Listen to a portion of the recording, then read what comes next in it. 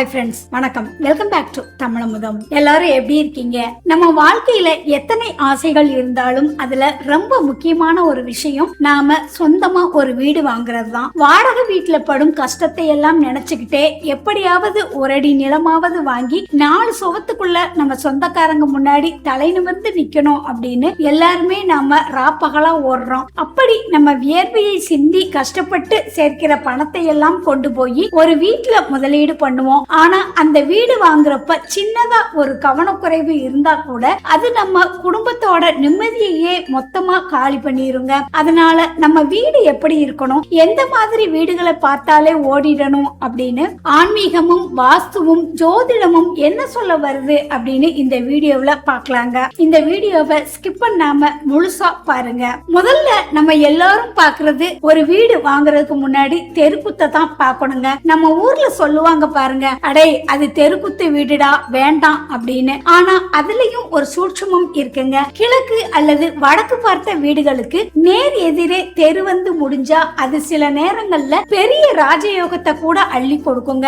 ஆனா அதுவே மேற்கு அல்லது தெற்கு திசையில் இருந்து நேரா வந்து உங்க வீட்டு சுவரில் மோதுற மாதிரி இருந்தா அது பயங்கரமான எதிர்மறை ஆற்றலை கொண்டு வந்து கொடுத்துரும். வீட்டுல இருக்கிறவங்களுக்கு அடிக்கடி அடிபடுறது, தேவையில்லாத வம்பு தும்புன்னு நிம்மதியே இல்லாம போயிருங்க. அதனால தெருக்குத்து இருக்கிற வீடுகளை கட்டாயம் தவிர்க்கணுங்க. அடுத்து ரொம்ப முக்கியமானதுங்க, சுடுகாடு இடுகாடு அல்லது ரொம்ப வருஷமா யாருமே இல்லாம பாலடைந்து கிடக்கிற இடங்களுக்கு பக்கத்துல வீடு வாங்குறது. அடே இந்த இடம் ரொம்ப அருமையா இருக்கு, அமைதியா இருக்குப்பா, காத்து நல்லா வருது அப்படின்னு வாங்கினா சிக்கலாயிருங்க. ஏன்னா அந்த இடங்களோட அதிர்வுகள் நம்ம மனசுல ஒருவித பயத்தையும் தேவையற்ற குழப்பங்களையும் கொடுத்துக்கிட்டே இருக்குங்க. வீட்டுல இருக்கிறவங்களுக்கு அடிக்கடி உடல்நிலை சரியில்லாம போறதுக்கும் இதுவே ஒரு முக்கிய காரணம் ஆயிருங்க.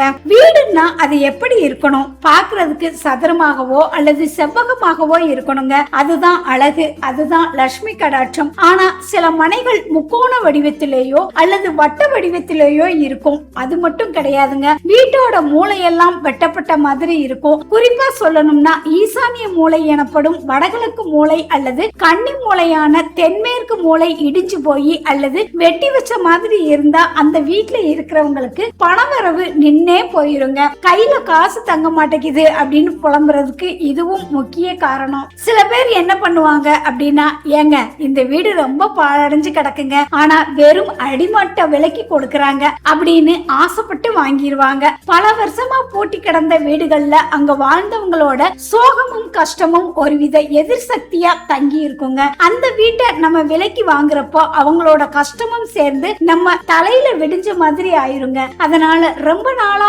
ஆள் நடமாட்டம் இல்லாம கிடக்கிற வீடுகளை தொடவே கூடாதுங்க. பாத்தீர்களா நண்பர்களே, வீடு வாங்குறது அப்படிங்கிறது நம்ம இஷ்டத்துக்கு கடையில போய் ஒரு பொருள் வாங்குற மாதிரி கிடையாதுங்க. நம்ம பிள்ளைங்களோட எதிர்காலம், நம்ம குடும்பத்தோட நிம்மதி அதுலதான் அடங்கி இருக்கு. அதனால ஒரு வீடு வாங்குறதுக்கு முன்னாடி நல்ல அனுபவம் உள்ள வாஸ்து நிபுணர்கிட்டையும் உங்க ஜாதகத்துல நிலயோகம் எப்படி இருக்கு அப்படின்னு ஒரு முறை ஜோதிடர்கிட்டையும் கேட்டுட்டு வாங்குங்க. அவசரப்பட்டு எடுக்கிற ஒரு சின்ன தப்பு நம்ம வாழ்நாள் முழுசையும் அழுதுகிட்டே இருக்க வச்சிடக்கூடாது இல்லையா? இந்த தகவல் உங்க மனசுக்கு பிடிச்சிருந்தா நம்ம சேனலை உடனே சப்ஸ்கிரைப் பண்ணுங்க. உங்க சொந்தக்காரங்க வீடு வாங்குற யோசனையில இருந்தா இந்த வீடியோவை அவங்களுக்கு ஷேர் பண்ணிட்டு உதவுங்க. உங்க கருத்துக்களை மறக்காம கமெண்ட் பாக்ஸ்ல சொல்லுங்க. அடுத்து ஒரு அருமையான ஆன்மீக தகவலோட உங்களை சந்திக்கிறேன். அதுவரை உங்களிடமிருந்து விடைபெறுவது ஜோதிட அமுதம் அஸ்ட்ரோ வள்ளிமயில். நன்றி, வணக்கம்.